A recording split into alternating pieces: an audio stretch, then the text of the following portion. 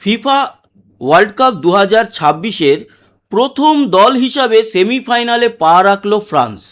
গতকাল রাতে তারা মরক্কোকে 2-0 গোলে হারিয়েছে। সেমিফাইনালে মুখোমুখি হবে স্পেন কিংবা বেলজিয়ামের সামনে।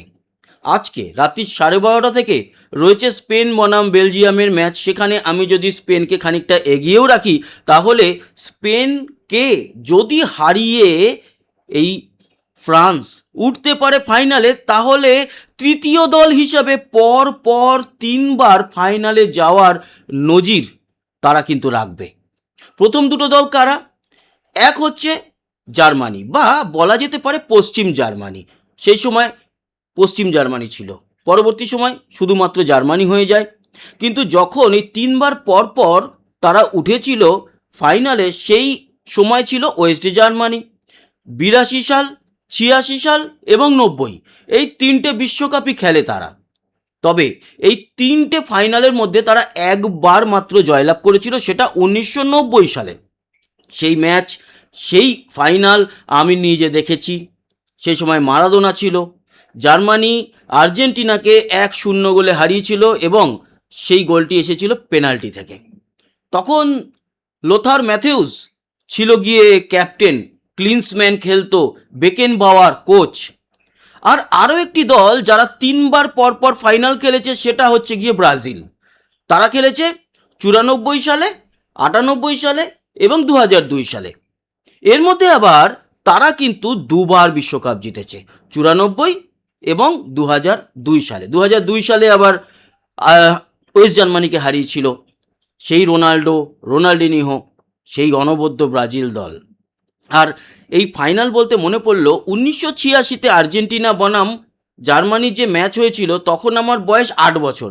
ওইটা আমার জীবনে দেখা প্রথম বিশ্বকাপের কোনো ম্যাচ, কিংবা বলবো এক কথায় ফুটবল ম্যাচ। বেশ অনেকটা আমরা গেছিলাম, এখনও হালকা মনে আছে।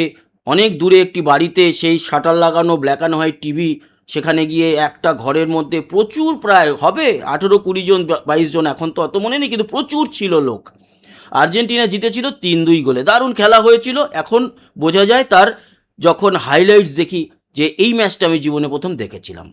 আর এবার ফ্রান্স যদি ফাইনালে ওঠে, তারাও কিন্তু পরপর 3বার এই ফাইনালে যাওয়ার যে একটা রেকর্ড বা ইতিহাস, সেটা গড়বে। গতকালকের ম্যাচটা ছিল অনেকটা বলবো যে ফ্রান্সেরই দখলে।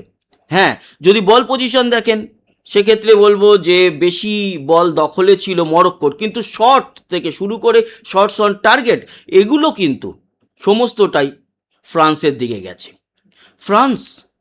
ফ্রান্স মিস করেছে পেনাল্টি, এবং সেটা কিলিয়ান এমবাপে। 3জনকে নিয়ে কথা বলবো, 3 প্লেয়ার দেখতে পাচ্ছেন। প্রথমে বাদিকে গোলকিপার বোনো, মরক্কোর, অসাধারণ বাঁচিয়েছে পেনাল্টি। পেনাল্টিটা চেক করার জন্য দেওয়া হবে কি হবে না, 3 মিনিট ধরে রেফারি VAR চেক করেছে, 3 মিনিট 5-10 সেকেন্ডের উপরে। তারপর যখন পেনাল্টি নেয়, অত্যন্ত বাজে, জঘন্য। আমি বলবো কিলিয়ান এমবাপের জীবনের সব থেকে খারাপ পেনাল্টি শট ছিল। একেবারে সাদা মাটাভাবে বাঁচিয়ে দিয়েছে বোনো। এছাড়াও বোনো আরও অনেকগুলো শট বাঁচিয়েছে, ফলে 2-0 গোলে ফ্রান্স জিতেছে বটে। এই ম্যাচটা বোনো না থাকলে আরও অনেক বেশি ব্যবধানে ফ্রান্স জয়লাভ করত। তবে এই যে পেনাল্টিতে গোল দিতে পারলো না এমবাপে, তাতে খুব একটা বেশি কিছু এসে যায়নি। প্রথম হাফ গোলশূন্য থাকে, দ্বিতীয় হাফে 60 মিনিটে কিলিয়ান এমবাপের পা থেকে গোল আসে, এবং গোলটা অনবদ্য। যেই গোলটা দিয়েছে, একেবারে আস্তে করে ডান দিক কাটিয়ে রক্ষণ ভেদ করে মাপা শট, এবং বোনো কিন্তু সেখানে কিছু করতে পারেনি। ফলে কিলিয়ান এমবাপের এই গোলের সুবাদে কিলিয়ান এমবাপে যেরকম মেসির সঙ্গে আবার এক পাল্লায় চলে এলো এই বিশ্বকাপের নিরিখে, গোলদাতাদের যে রেকর্ড, সেই রেকর্ডে। অন্যদিকে 1-0-তে ফ্রান্সও এগিয়ে যায়। আর তার পরেই 5-6 মিনিট পরেই, 66 মিনিট নাগাদ গোল আসে ওসমানী দেমবেলের পা থেকে। এই দেমবেলের যে গোলটা, যেখানে 2-0 ফ্রান্স এগিয়ে গেল, বা ওই রেজাল্টেই জয়লাভ করলো, দেমবেলের গোলটার পিছনেও কিন্তু এমবাপের কারসাজি ছিল। এমবাপে পা দিয়ে যখন বলটাকে ড্রিবল করে রক্ষণ ভেদ করার চেষ্টা করছে, সেই সময় দেমবেলে একদম আনমার্ক ছিল পেনাল্টি বক্সের কাছেই। এমবাপে বেশ খানিকটা কাটায় যখন, তখন মরক্কোর রক্ষণ ভাগ চলে আসে এমবাপেকে ক্লোজ করার জন্য, ডিফেন্ড করার জন্য, আর একেবারে ওপেন হয়ে যায় দেমবেলে। এমবাপের একটা ছোট্ট মাপা শট দেমবেলের পায়, আর দেমবেলের শট গোলে। অসাধারণ দুটো গোলের সুবাদে ফ্রান্স কিন্তু এই ম্যাচটি 2-0 গোলে জিতে নিয়েছে।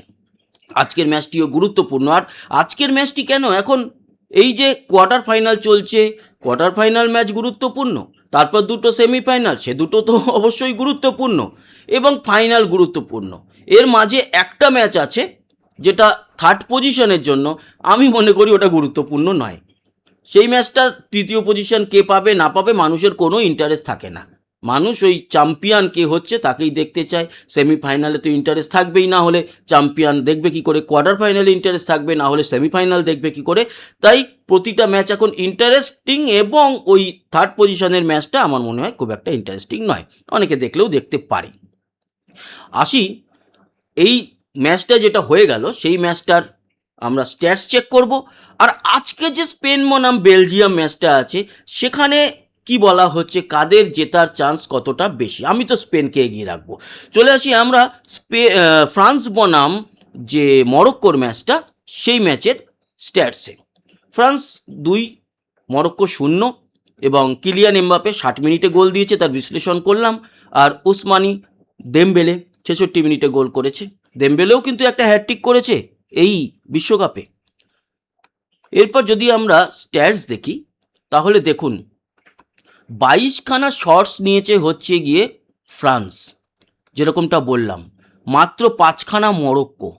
তার মানে বুঝতে পারছেন ফ্রান্সের গোলকিপারকে খুব একটা কিছু কাঠখড় পোড়াতে হয়নি। শটস অন টার্গেট দেখলেই বোঝা যায় কেন বোনোকে আমি রেখেছি মরক্কোর গোলকিপারকে, আমাদের ফার্স্ট ক্লিপে হাইলাইট করেছি। তার কারণ 9খানা শটস অন টার্গেট, তার মধ্যে 2টো আটকাতে পারেনি, বাকি 7খানা আটকেছে, তার মধ্যে একটা পেনাল্টি। যদিও পেনাল্টিটা এমবাপের সব থেকে খারাপ পেনাল্টি ছিল। শটস অন টার্গেট মরক্কোর মাত্র একটা, তার মানে ওই একটাই মাত্র বল ঠেকাতে হয়েছে ঠিকঠাকভাবে ফ্রান্সের গোলকিপারকে।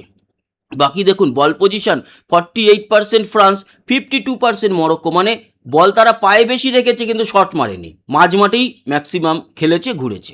পাসেস দেখুন 476টা ফ্রান্সের, 498টা মরক্কোর, তার মানে নিজেদের মধ্যে পাস বেশি খেলেছে কিন্তু শটস অন টার্গেটে মারেনি।